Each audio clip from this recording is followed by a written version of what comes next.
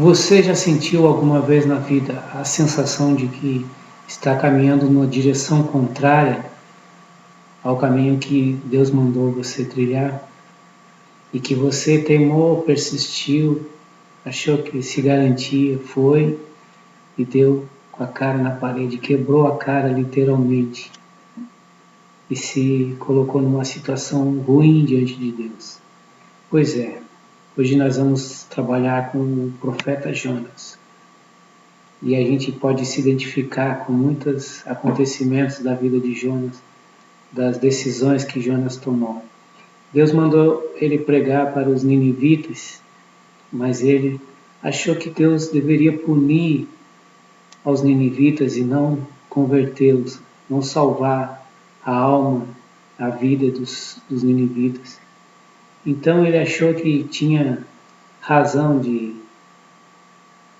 desobedecer ao caminho que Deus, as ordens que Deus determinou e fez sua própria vontade. Ele caminhou na direção oposta, foi na direção contrária. Deus mandou ele para a esquerda, ele foi para a direita, ou se você preferir, Deus mandou para a direita, ele foi para a esquerda. A verdade é que ele ainda tomou um navio para ir mais rápido, para fugir mais rápido, achou que o navio talvez Deus não o encontrasse em alto mar, talvez Deus nem percebesse. Mas acontece que a situação do navio que ele pegou se tornou bastante crítica. O povo estava em polvorosa, a tripulação, por conta de uma tempestade que abateu, que assolou a embarcação. Enquanto isso, Jonas tranquilamente dormia, o seu sono roncava, feito um porco. E o pessoal lá não entendia por que eles estavam invocando seus deuses e eles não estavam respondendo. Até que encontraram Jonas dormindo tranquilo, feito um bebezinho, e foram ter com ele e tiraram sortes para saber qual é o Deus que estava punindo e quem que estava sendo punido. E acabou que essa sorteio caiu sobre Jonas. Jó e Jonas são meio parecidos. Então, caiu sobre Jonas. E Jonas não tentou se defender, ele afirmou que o que ele tinha feito, Deus tinha mandado ele pregar e tal, contou a história toda. Mas mesmo assim, a tripulação não queria que Jonas fosse lançado ao mar, mas ele insistiu que jogassem ele ao mar, que aquela situação iria se acalmar, aquela tempestade iria acabar e a culpa recaía de fato sobre ele. E dito e feito, quando eles foram lançar Jonas ao mar, a tempestade passou, se acalmou, enfim, e eles sentiram temor ao Deus de Jonas, pelo Deus de Jonas, e quem sabe muitos deles talvez tenham se convertido até mesmo no contra-testemunho de Jonas, mas porque se depararam com um Deus poderoso que tinha de fato poder sobre a natureza, sobre os ventos, sobre o mar, como a gente já viu em tantos exemplos da Bíblia.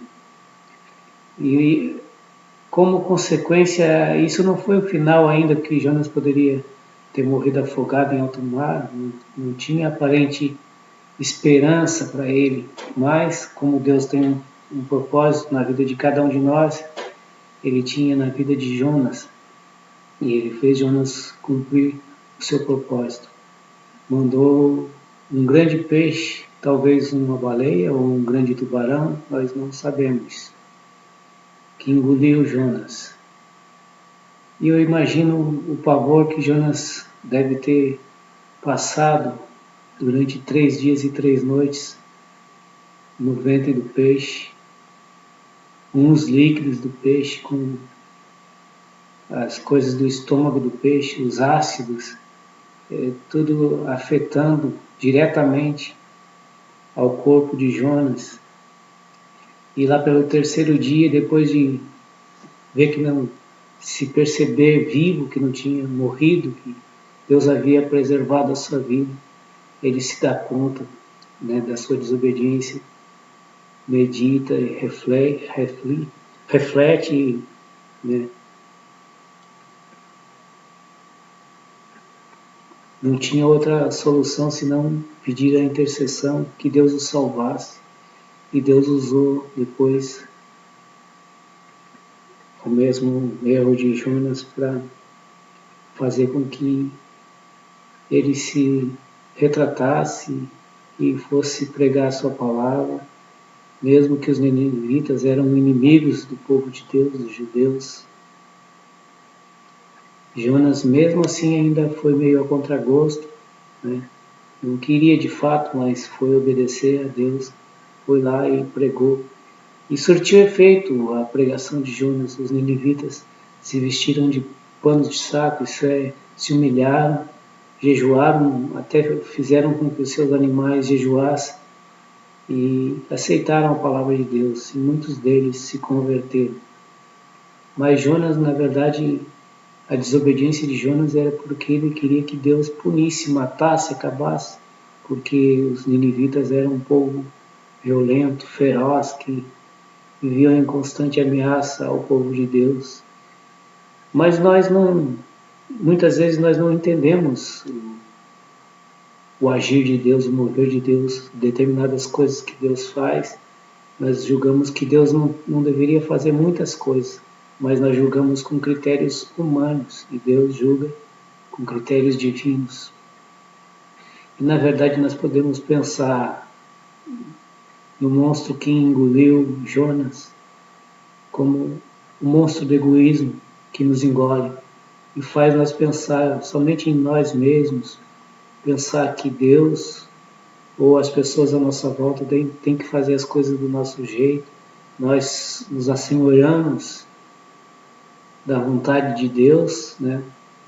Colocamos a nossa vontade por cima e julgamos ainda ter razão e pedimos que Deus haja com os nossos critérios humanos. E quando Deus não faz isso, nós nos colocamos na concha, no caracol ou no ventre do grande peixe para nos esconder de Deus, camuflar o nosso egoísmo.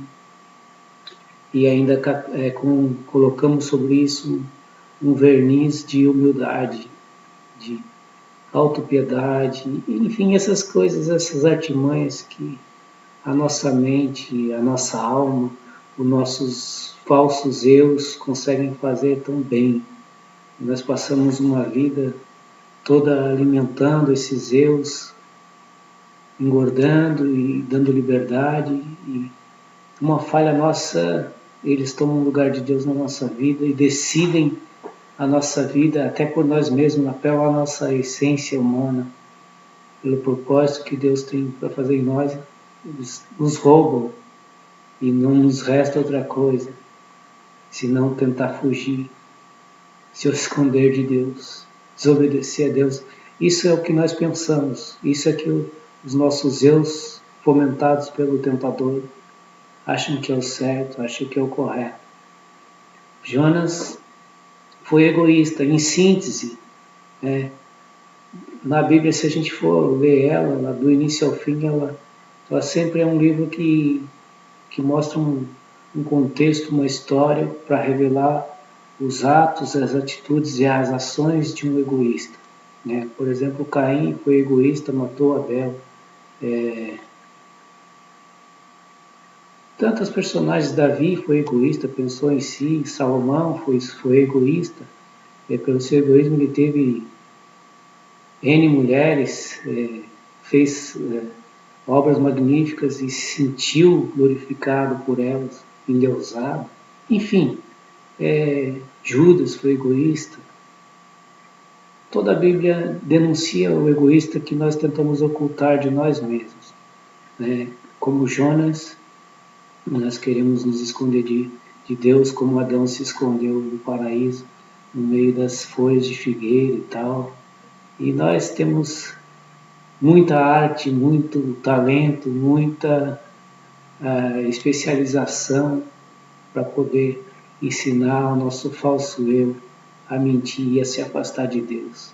Fica atento, fica esperto, não seja como Jonas, que se esconde de Deus. Deus está, eu já tenho falado isso repetidas vezes, batendo na porta do coração, gritando a plenos pulmões aos nossos ouvidos espirituais. Se nós ouvirmos, Ele virá e fará festa em nosso coração. Deus te abençoe.